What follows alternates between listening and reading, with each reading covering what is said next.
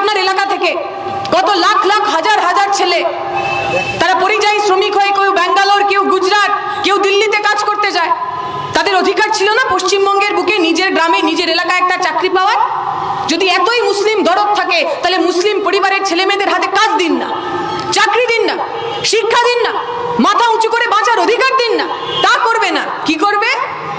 ওই যে রোজা মাসে উপোস টুপোস রাখে না, মাথায় একটা সাদা কাপড় পরে যেদিনকে ঈদের দিন ওই দিন চলে যাবে রেড রোডে, তারপর চোখ বন্ধ করে হাত সামনে রেখে ইনশাআল্লাহ, সুবহান আল্লাহ, মাশা আল্লাহ, কি বকবক করবে ও জানে না, কেউ জানে না, সব মন্ত্রেও বিশারদ।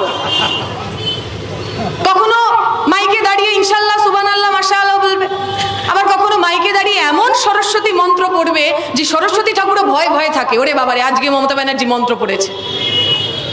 কার ঘাড়, কার মাথায়, কার ঠ্যাং, কার হাতে লাগিয়ে দেবে কেউ জানে না। এই যে ধর্ম নিয়ে রাজনীতি, এখানে অনেক বয়স্ক মানুষ রয়েছেন, বুকে হাত দিয়ে বলুন 2011 সালের আগে কারুর এত ক্ষমতা ছিল আপনার বাড়িতে এসে বলবে আপনি মুসলমান তাই আমাকে ভোট করুন? 2011 সালের আগে এত কারুর সাহস ছিল কোনো হিন্দু পাড়ায় গিয়ে বলবে আপনি হিন্দু তাই আমাকে ভোট করুন? 2011 সালের পর থেকে আপনি ভালো মানুষ, খারাপ মানুষ, গরিব মানুষ, বড়লোক মানুষ, সমস্ত কিছু বদলে গিয়ে আপনি হিন্দু না মুসলমান, এইটা রাজনীতির মূল ভাষ্য হয়ে গেছে, মূল কথা হয়ে গেছে। আমরা বলছি হিন্দু মানুষের মুসলিম মানুষের রক্তের রং আলাদা নাকি?